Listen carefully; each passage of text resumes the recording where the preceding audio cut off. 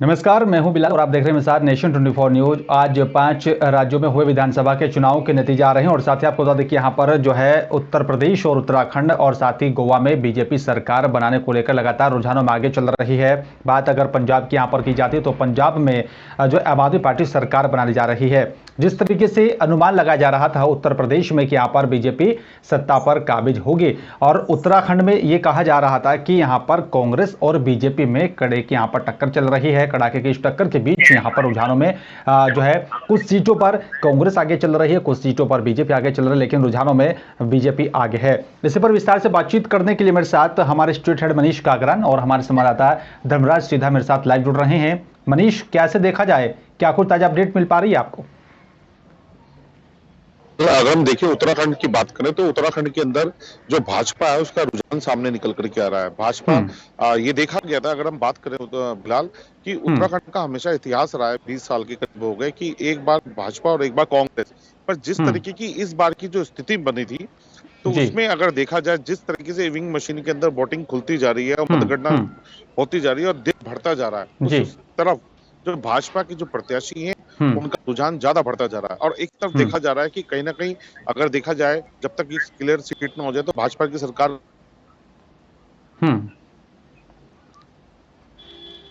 जी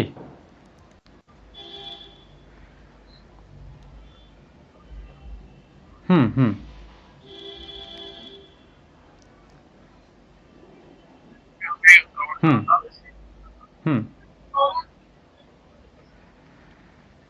हम्म हम्म जी हम्म हम्म जी हम्म जी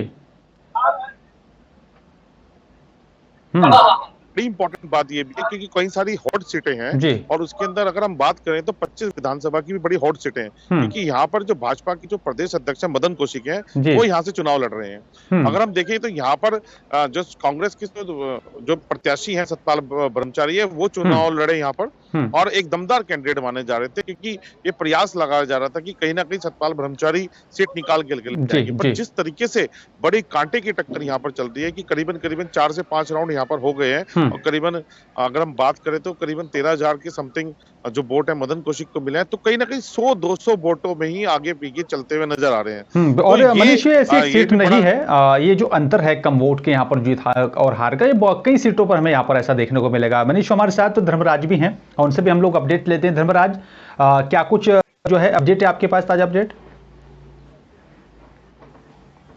जी मैं आपको बता दूं कहीं ना कहीं हरिद्वार ग्रामीण की बात करें तो यहाँ बादराबाद क्षेत्र या ग्रामीण की बात करते हैं तो कहीं ना कहीं यहाँ पे भाजपा हरिद्वार से कांग्रेस प्रत्याशी मुझे आगे नजर आते हैं। वहीं और जौहरापुर सीट की बात करें तो वहाँ भी कांग्रेस प्रत्याशी नजर आगे आ रहे हैं और इसी के चलते और लगभग यहाँ पे बहुत जैसे कि यहाँ 11 विधानसभा हर राउंड में कभी कांग्रेस ऊपर रहती है कभी भाजपा ऊपर रहती है। तो कहीं ना कहीं और सबसे बड़ी चीज है कि इस बार जो लोगों ने वोट किया है वो एकदम साइलेंट तरीके से किया है, जिसके चलते यहाँ क्योंकि वो अगर बदलाव चाहते हैं तो उसी वजह से लोग कहीं ना कहीं बदलाव की और क्योंकि आजकल रोजगार की बहुत बड़ी रोजगार एक इतना बड़ा मुद्दा है कि कहीं ना कहीं रोजगार के लिए भी कहीं ना कहीं वोट गिरी जाती है। जी बिल्कुल, तो कहीं ना कहीं लोगों का भरोसा कायम है बीजेपी पर और देखा जा रहा है रुझानों में। मनीष, अगर कांग्रेस को जो है बहुमत नहीं मिल पाता है तो क्या लगता है आपको, क्या कमी रही होगी?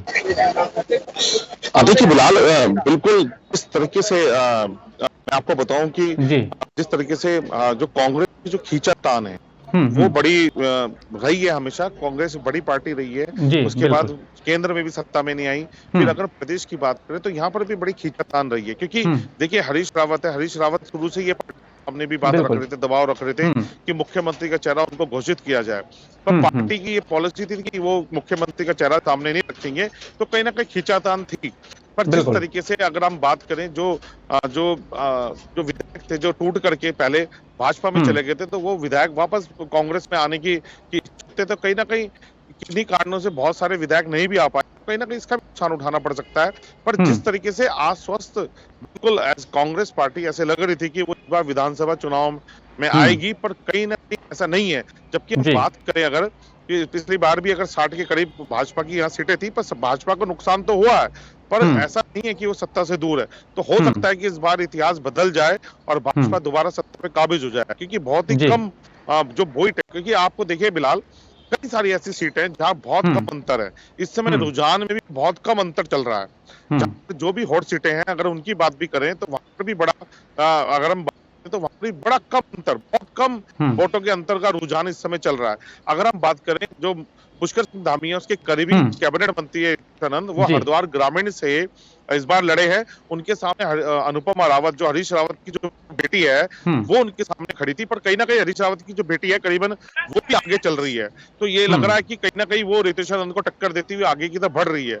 और सबसे बड़ी बात यह है इस समय बिलाल, कि अगर हम बात करते हैं हरिद्वार विधानसभा की बात करते हैं, तो 11 सीटें यहां से निकल करके आती है। और इसके अंदर 2 सीटें जो बसपा की है वो सामने निकलती हुई नजर आती है, क्लियर नजर आ रही है। अब देखिए, अगर हम रुझान की बात करें तो गैप इतना बढ़ चुका है, जैसे अक्सर में बसपा है, तो बसपा और भाजपा के अंदर गैप काफी बढ़ गया है। तो कहीं ना कहीं ये समझा जा रहा है कि कहीं ना कहीं लखनऊ से बसपा की सीट निकल जाएगी। इसके अलावा भी अगर हम बात करें, मंगलोर सीट से भी बात करें, वहां पर भी बसपा चल रही है। तो ये बड़ी अजीब बात है कि करीबन देखें, हाँ बसपा का कोई अस्तित्व यूपी के अंदर कहीं नजर नहीं आया, मायावती का जादू वहां नहीं चल पाया, पर कहीं ना कहीं उत्तराखंड नजर आ रही है कि जहां बसपा की निकल सकती है। तो ये इंपॉर्टेंट है, क्योंकि देखिए बिलाल, अगर हम समीकरण की बात करें, क्योंकि रुझान है, अभी रुझान चल रहे हैं, रुझान में अगर देखा जाए तो रुझान यही कह रहे हैं कि भाजपा की सरकार बनेगी।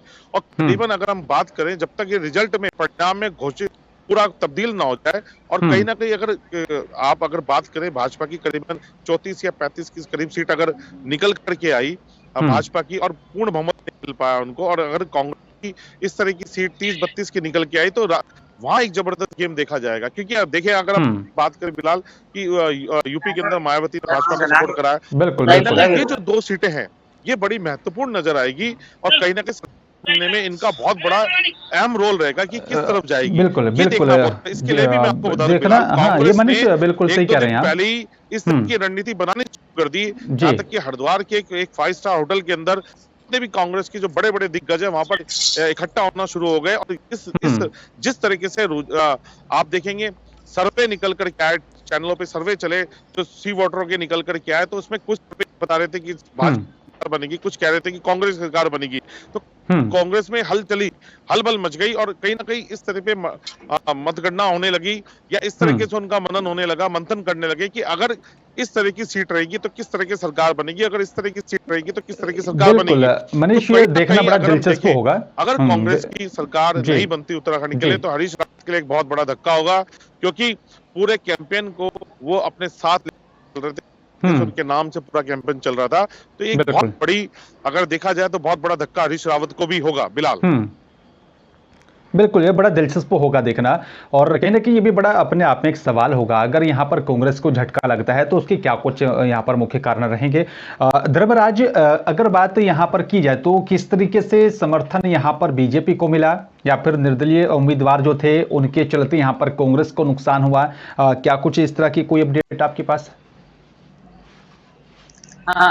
जी, मैं आपको बता दूं तो स्थिति की बात करें तो कांग्रेस को कहीं ना कहीं जो अभी हमारे जो अभी बताया गया है, मनीष जी ने बताया है कि कहीं ना कहीं जो कांग्रेस जो प्रत्याशी पहले भाजपा में थे, कांग्रेस में अभी वापस लौटे हैं। और क्योंकि कहीं ना कहीं ये देखने वाली बात ये होगी कि वो प्रत्याशी इस बार, क्योंकि लोगों का मुद्दा बना हुआ है उसकी रोजगारी और बढ़ते हालात, और जब से लॉकडाउन के बाद कहीं ना कहीं लोगों को एक उमंग लग रही थी, कहीं ना कहीं बदलाव होना चाहिए, जिसके चलते यहाँ लोगों ने फेर बदलाव में कहीं ना कहीं परिवर्तन इसलिए कर रहे हैं क्योंकि लोगों को रोजगारी के साथ साथ यहाँ जो आने वाला समय है, क्योंकि उनको जो भविष्य में नजर नहीं आ रहा है, तो कहीं ना कहीं वो फिर बदलाव दिखाई नजर आ रहा है। जी बिल्कुल।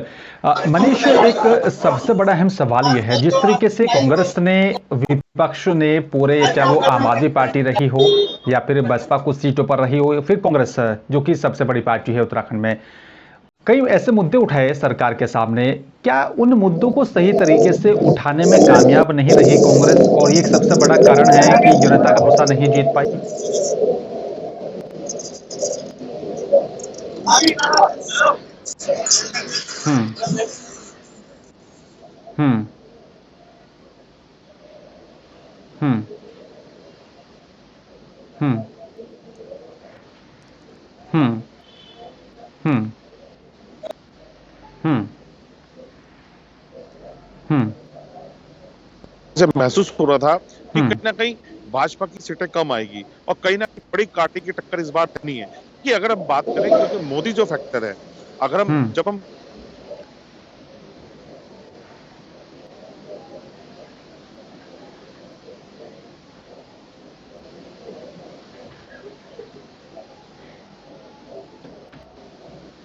बिल्कुल।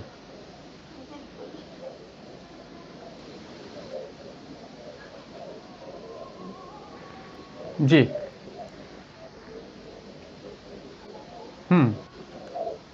बिल्कुल। हम्म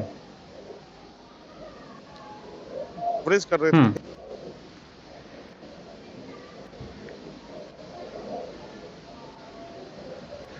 बिल्कुल बिल्कुल।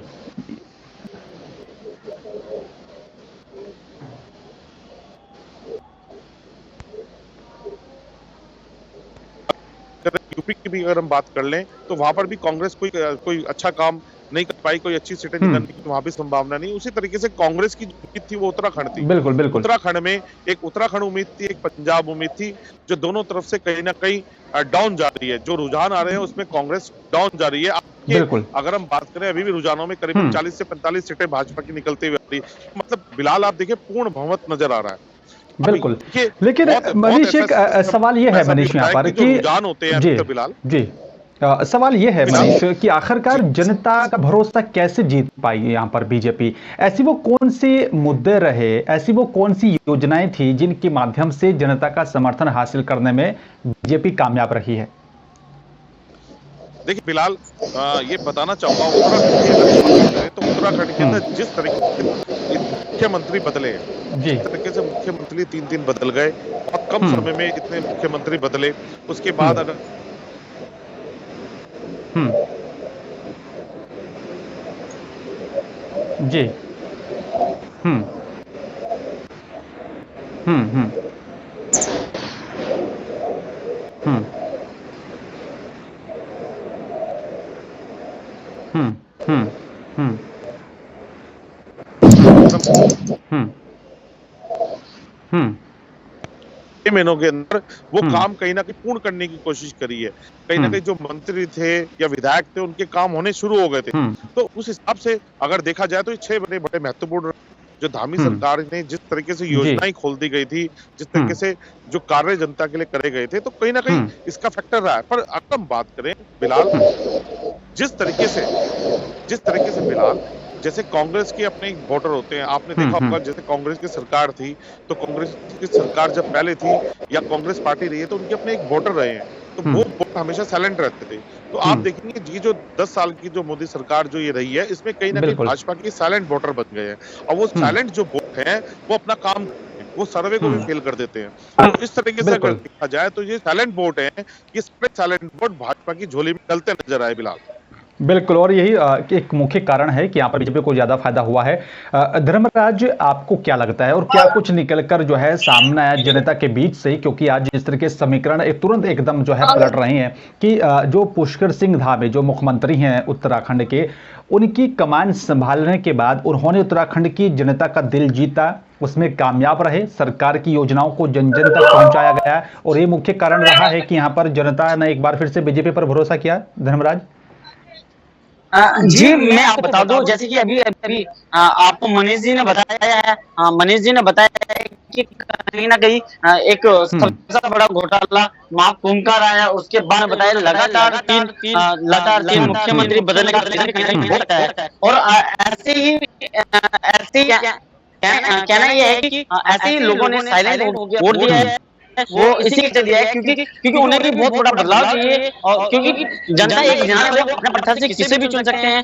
मुद्दा ये बनता है कि आने वाला जो भविष्य होगा लोगों को देखते ही कहीं ना, और सबसे बड़ी बात ये होती है कि उत्तराखंड के अंदर कहीं ना कहीं हर बार बदलाव नजर आता है। कहीं हर बार या तो एक बार कांग्रेस रहती है तो दूसरी बार भाजपा रहती है। जी बिल्कुल।